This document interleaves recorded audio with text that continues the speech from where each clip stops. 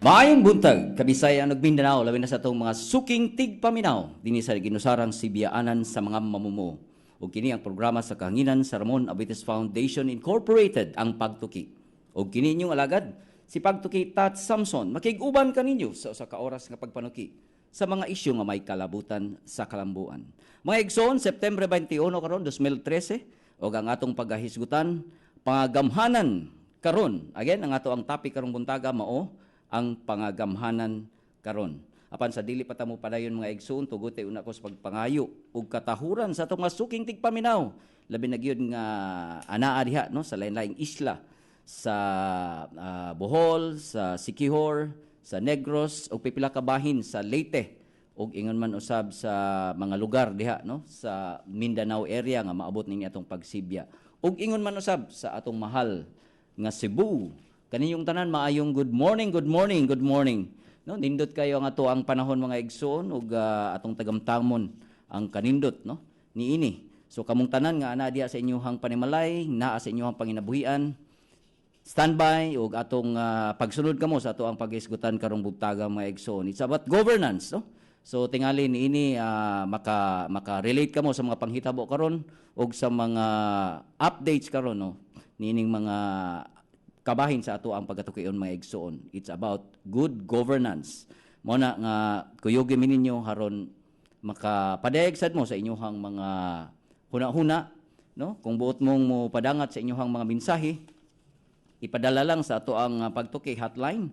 Ang mga numero mao kini 256-1679 o baka sa 255-5754. Again, ang ato ang pagtuki hotline, ang numero 256-1679 o baka sa 255-5754. O gato ang pagtuki mobile, ang numero 0932-848-7293. Again, ang ato ang pagtuki mobile 0932-848-7293 mga igsoon. So kini nga to ang episode sa atong pagtuki inyo na pud ning access via online. Simply log on lang sa www.rafi.org.ph og inyong mabati ang atong mga podcast mga igsoon. So muna nga again amo mong gidasig no sa pag-apil nining ato ang diskusyon haron atong masayran ang mga importante nga mga information og mga updates no kabahin nining ato ang paghisgutan mga igsoon. So nining buntaga kuyugan ta sa atong mga bisita atong ipaila no ang kasamtangang Executive Director sa Ramon Abites Eduardo Abites Development Study Center. Wailain kundi si Ma'am Evelyn Nacario Castro. Unya kuyugan usab tas ni Father Melo Jola sa Dilaab Foundation og bisita usab nato no gikan sa San Jose sa USJR Department of Social Sciences and Philosophy no karon taud-taud ilatang kuyugan mga igsoon. Unya kung magisgot kita og good governance mga igsoon nagsugod kini no niadtong back in 1986 ang people power diin ang mga katawhan no sa Pilipinas nagpadayag sa ilang kasagmuyo no sa mga nahitabo mga igsoon diin wala pa matiya ug wala gibuhat sa ilahang mga panawagan ug panginahanglan mga igsoon. Sobra na sa 20 ka tuig ang mga Pilipinon nahimo silang kritikal ug observant sa mga panghitabo karon. Unya nagsugod na sila og scrutinize sa atong gobyerno, sa atong mga opisyalis ug labi na gyud sa mga kabtangan nga gikan sa ilahang mga taxes mga igsoon. Ang atensyon karon labi na gyud atong July 12 karon lang tuiga na ladlad mga igsoon katong 10 billion pork scam nga dako kayo ni siyang epekto sa ato ang kahimtang karon no labi na gyud sa pag-expose niini. Unya karon ang nahitabo daghan na ang mga gipang arrest, daghan na mga order nga gipadangat haron pag dakop no sa gitawag nato og pork barrel queen nga si Janet Lim Napoles mga igsoon. Unya wala lang diha na dili lang diha kutob mga igsoon no panghitabo bag-o lang kaayo ang mga Pilipino nagatubang na sad og laing hagit mga igsuon. Labi na gyud sa ato mga kaigsuonan nga mga Muslim ug ang gobyerno dito sa Mindanao, dito sa Zamboanga City mga igsuon. Grabe kayo ang mga panghitabo, daghan kayo mga na-displace, daghan kayong kinabuhi na kalas, daghang mga butang no nga na-damage mga igsuon tungod sa maong gera. So kana daghan ang mga question mga igsuon nga gipadangat sa ato mga kaigsuonan.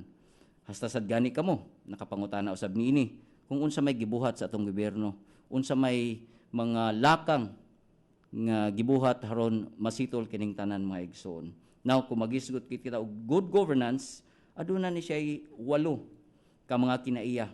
Matud pa sa www.unescap.org nag-ingon nga ang 8 ka mga kinaiya or characteristics sa good governance mao kini: participatory, consensus-oriented, accountable, transparent, responsive, effective and efficient, equitable and inclusive, and follows the rule of law. So, mao kini ang 8 ka mga kinaiya sa good governance maigsoon apan sa atong hunahuna ato ni siyang susihon kung nahitabo ba gyud kini og naa ba gyud kini. Daghang mga pangutana no nga atong ipangutana labi na gyud sa ato ang mga nagdumala no diha sa gobyerno. Does this government promote transparency? Is it responsive to the needs of its people? Unya nagsunod ba gyud kini sa mga balaod nun? So mo na yung mga pangutana mga igsuon nga atong tubagon kuyog sa ato ang mga bisita taud-taud no. So mo na nga atong hisgutan kini haron kita ma-update. Apan sa dili pa diay atong i-acknowledge no ang presence sa atong mga bisita dinhi sa studio, ang mga seminarian gikan sa Don Bosco no. Unya gikuyugan sila ni Father Fidel no. Kaninyong tanan welcome no sa programang pagtuki og dinhi sa estasyon sa DYLA. So ubay-ubay gini sila mga batan-on. So manghinaot nga kinisab sila sa umaabot nga panahon mamahimong leader pod nato no. Sila na diha sa espirituhanon nga bahin manghinaot nga kini sila magpadayon ug mulampos gini sila mga igsuon no. Kining mga kaigsuonan nato nga niya dinhi karon. Okay, mga igsuon naa sa linya karon si Father Melo Jola ang head sa Dilab Foundation. Father Melo, mayong buntag. Mayong buntag. Kinsa niya akong kahinabi? Si Tats ni Father sa Rafi pagtuki. Tad? Yes, Tats. Tas. Yes. Father, kuyog dahil nato karon dinhi sa studio no. Nag-observe kuyog si Father Fidel. Father Fidel. Yes, sa Don Bosco. Yes, nangumusta siya ning Father. Ay, kumusta? Kumusta, Father? Okay, Father, sa atong programa karon sa pagtuki atong gisgutan kining good governance. Nahibaw mi nagsayod mi nga ang foundation, ang Dilab Foundation usa gini siya sa inyong mga advocacy. Father, mangutanan lang siguro ko sa imuhang kaulingon nga definition unsa man ning good governance. Ang good governance is exercising servant leadership in public affairs. Kung ato nang i-simplify government-related, exercising servant leadership in government affairs. Unya, ang pangutana sunod, Father, are we practicing good governance based sa imong definition no sa atong it's always an unfinished business no. Okay, there are always difficulties along the way. Pero ang nakanindot lang karon kay tungod lagi naatay na ang slogan murag by convergence of different factors no. Murag first of all there is a president who ran under the slogan of matuwid na daan. Whether or not he is succeeding, you have to look at that also, but at least mo na ikuan mo na iyang gihimong gi-adapt niya nga panawagan niya. So that's one convergence. No? The other convergence is a growing awareness of people that they have to be actively involved in governance. Na governance is too precious just to be left to public servants. That they should be involved. No? So naanad niya kay 12 years na beta sa Dilab that we're trying to do something about this. So ako nang nakita na naay kuan nga ay mga pari, mga laiko, and other people, other Filipinos, ilan ang concern niya karong nga nibuto ikatulong nga factor nibuto ning pork barrel nga grabe nga horrendous 10 billion pesos, and that seems to be just the tip of the iceberg. That's another contributing factor. Unya naapatay social media nga wala ta magagad sa mga dagko nga media. In other words, ang democratizing tendencies murag na hapag sa mga tao gid, and even the technology and the power to do that, no? So nag-converge ni sila mao ning murag we are poised to really do something about this. And of course our leaders also sa church, Bishop Palma, Cardinal Tagle, they have been rather very visible in these efforts. So ako, positive kay ko, bisag daghan pa kay tagimuon, pero I count the gains and the blessings. So Father, nining nunot karon sa mga panghitabo, daghan kayo og papel, no? Ang mga katawhan nagkuan na gyud, nagmata na unya daghan matod pa nimo ni participate na gyud sila sa pag-expose niini o pagsabwag niini, Father. Mao gyud. Morning, nanggawas po na mga whistleblowers. So nakita nato na I am very positive about that. Kaniadto when we started more than a decade ago, ang among description, let us try to awaken the sleeping giant. And for us, the sleeping giant among bias is the Catholic Church. Kay daghan gud na. Karon ang among description is no longer waking up, it's no longer making the sleeping giant stand up, but helping the giant take the steps towards helping. It's not the only sector, but dako siguro na itampo ang simbahan kung if we get our acts together. So mo na, Father, no, gawas pa ni ana, no, sa mga katawhan ang teknolohiya. Nakatabang yun, no? Dali na kayo ang pagsabwag, no, sa balita, dali na kayong mahibaw-an, no, sa kinabag-an. Maugid na. Remember, nearly 10 years ago, katong Davide impeachment dito, Citizens for Judicial Independence. Text pa lang kanito. Pamantoy Facebook, if I recall. So text pa lang, di pa kayo develop ang social media, pero if you recall, naka 180 to 100,000 Cebuanos dito nag-gather sa Fuente Osmeña. That was late October, if I'm not mistaken, of 2003. Labaw na tingali karon. Mas dako nag-potential yun if we only use it properly. Father, labi na, no, ang Dilab Foundation karon usa sa inyong advocacy labi na gyud diri sa grassroots, no, kining sa barangay level unya next month adunay ipahigayon nga election, no, sa barangay kini. Father, unsa may gipangbuhat karon, no, sa foundation haron ma-educate unya mahibaw-an gyud mapreparar sa dangato ang mga barangay officials sa ilahang mga gibuhaton. That's a very good question. I'm glad imo nang gipangutana kay ikumpara na tong barangay elections o national elections, mawa sa Pasig ang barangay election kay barangay lang kuno na.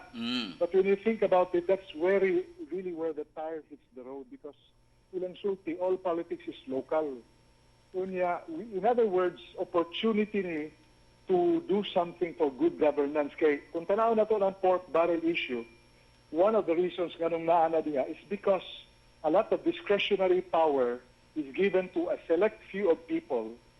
And there is no clear oversight over them. And sila na magbuot. If we get involved sa barangay, eventually na sila gitawag na bottoms-up budgeting. BOB. So that the barangay, they can identify the needs, they can identify the projects. Kung isang up na, then you can have an integrated plan. Mo na'y kuwang karon kay wa man ta involvement. So, sa barangay elections, ang among panawagan, simple na gini kayo, pero challenging, discerning voters. Let us be discerning voters. Hindi ta magpasagad.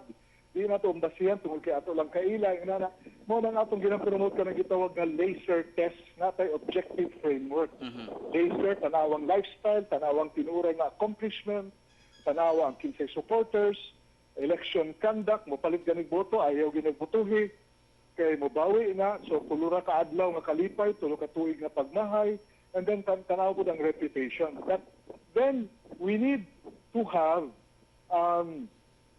kanang politicians or candidates who are also trying to be servant leaders. So we're also encouraging people, consider running.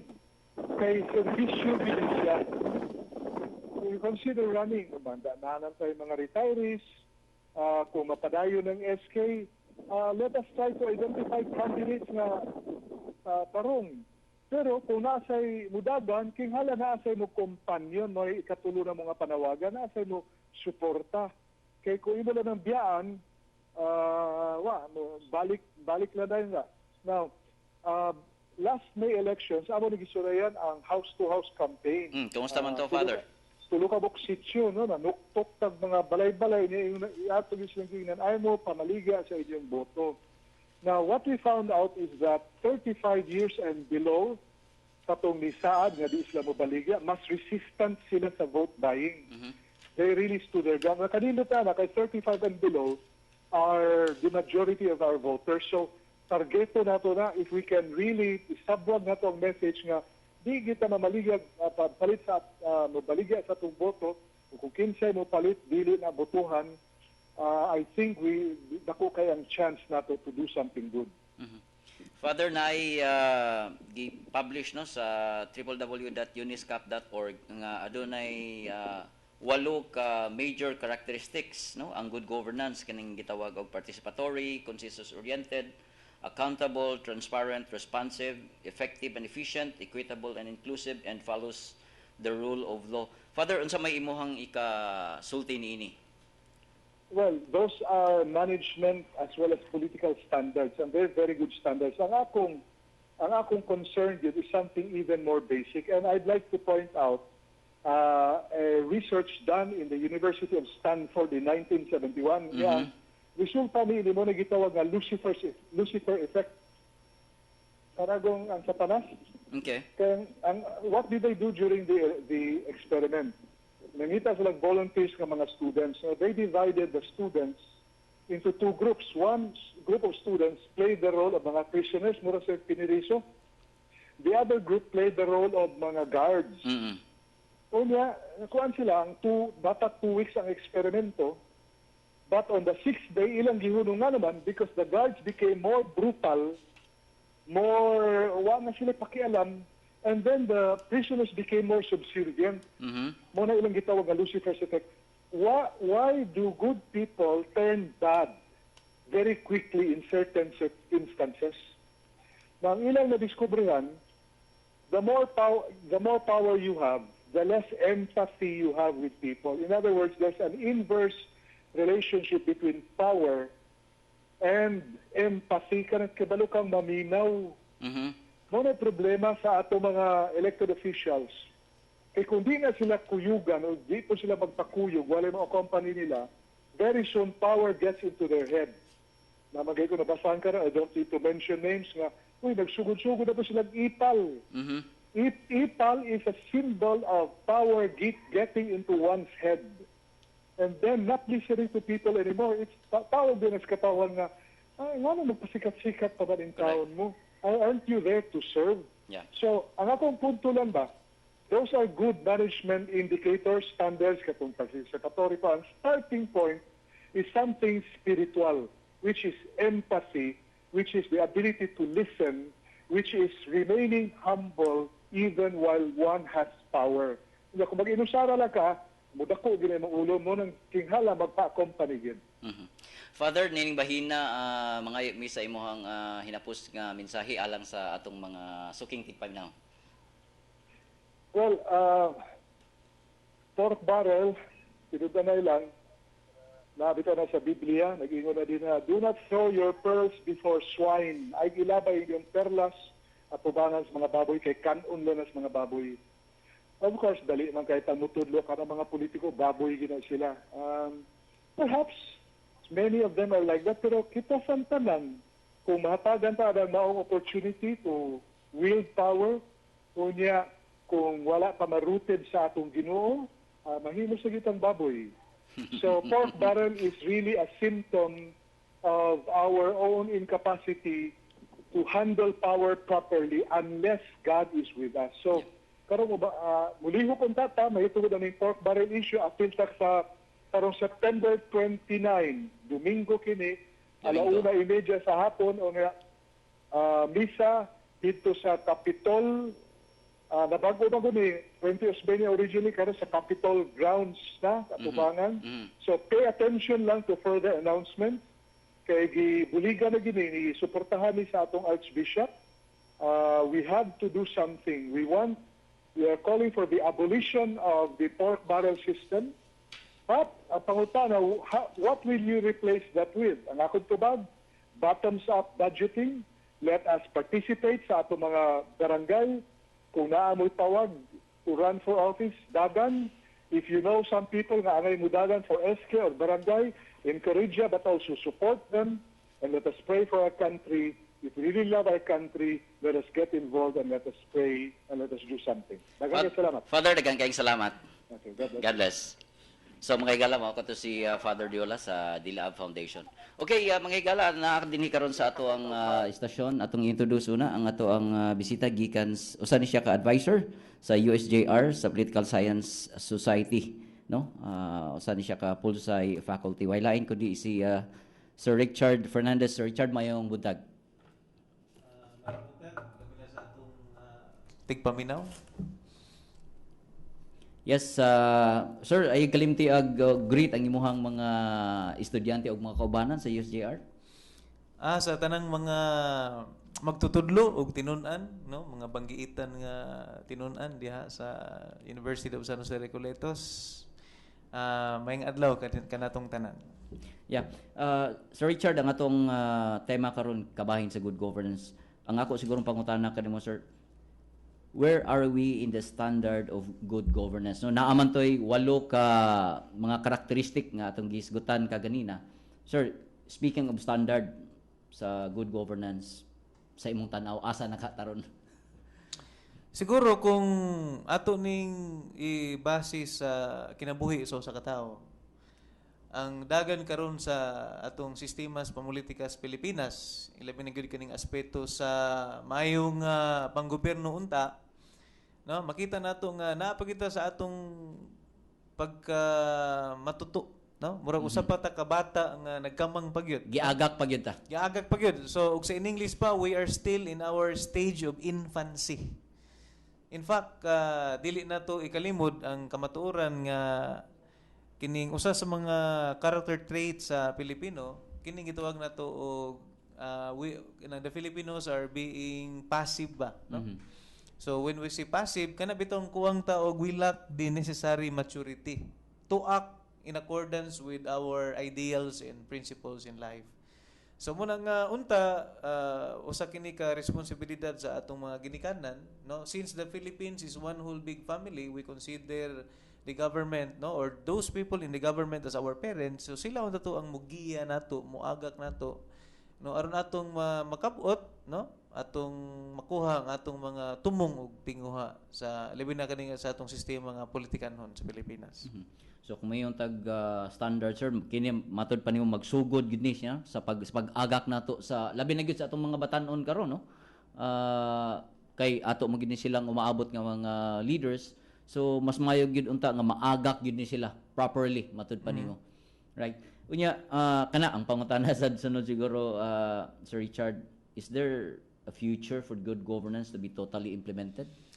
Well, kung ato ning bansay-bansayon ang kining dugay na kaayong kining accepted principles, no, in as much as existence is concerned, labi na kaning gitawag nato nga while there is life, no, there is hope, no, mintras buhi pang tao naamagi paglaom. So kung mupadayon lang ta sa atong mga gituhuan nga sakto suma sa atong mga prinsipyos kinabuhi, no, nya kinahanglan gyud ni og igo og dako kayo nga sakripisyo nga pagabuhaton dili lang sa mga tawo nga nagdumala sa atong gobyerno karon kundi sa matag usa nato, no, nga mga miyembro sa atong politikanon nga komunidad, no. Sa kinahanglan mo abag ta, mohatag ta sa atong igo nga kontribusyon aron atong makabot, no, ang atong mga kinigitinguha sa atong politika. Sir Richard, mahitungod ning mga panghitabo karon, no, baguhay lang ato sang siguro tukion, no. ang mga epekto niini labi na gyud diha sa panggobyerno, diha sa katawhan, sa ato ang kahimtang karon human niining pipila ka mga mensahe.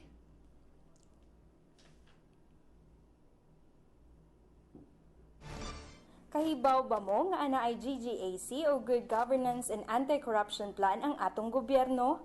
Ang GGAC plan alang sa tuig 2012 hangtod 2016. Giaprubahan ni Presidente Benigno Aquino III sa miaging tuig. Ako si Pagtukoy Roxanne, naghatod ning mga gagmayng kaalam. Mayong buntag, ania ang mga pinakawahing kalihukan o panghitabo sa Ramon Aboitiz Foundation Incorporated. Sa ikapitong higayon, gipasiugdahan sa Ramon Aboitiz Foundation Incorporated Cool Adventure Camp, kun Rafi KAC, ang kalihukan sa Aboitiz Future Leaders Business Summit kun AFLBS ni adtong Agosto 16 hangtod 17 sa Marco Polo Plaza Hotel dinhi sa Subo. Ang kalihukan gisalmutan sa dili mominos sa 90 ka mga student leaders gikan sa nagkadaiyang tulunghaan sa nasod.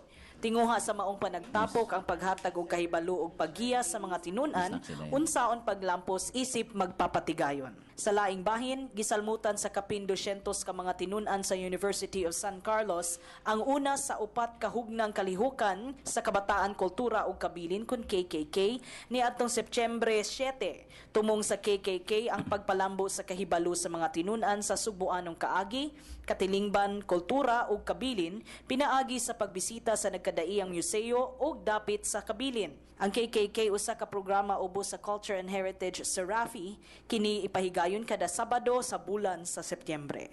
Ug mao kini ang mga nahitabo karong simanaha sa Ramon Aboitiz Foundation Incorporated. Kini si Pagtuki Heidi, maayong buntag.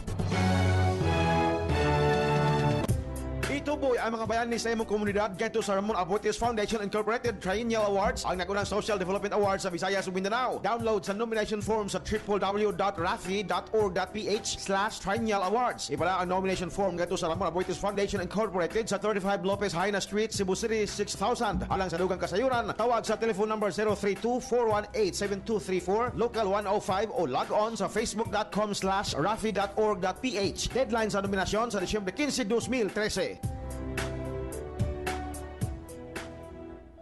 Okay, balik ta mga higala.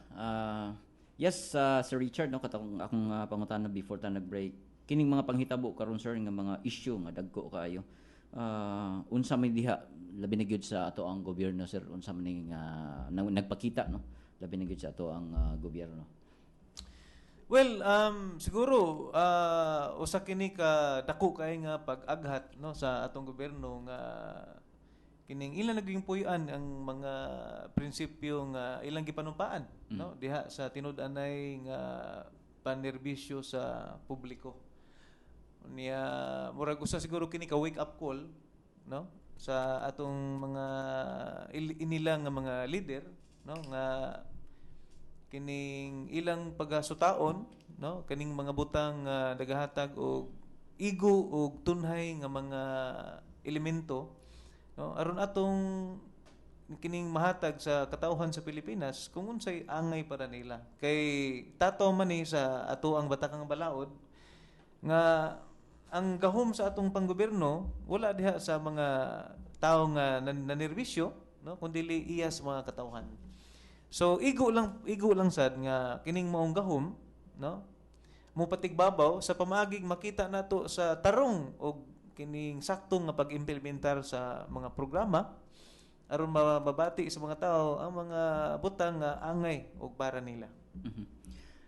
Sir Richard, naay atong mga kaigsuonan no nga nitampo pinagi sa ato ang Facebook account ang atong pangutana among the major characteristics of good governance in what aspects no in Philippines nga nagkakuwang ta.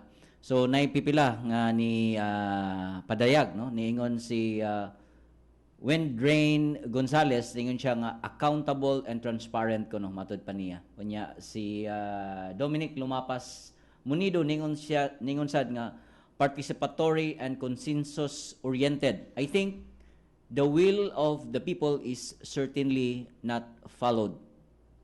Lain pa ni gikan ni Chona de Fonturom ningon siya definitely transparent, consensus oriented, equitable and inclusive. Latest example is the PDAF scam.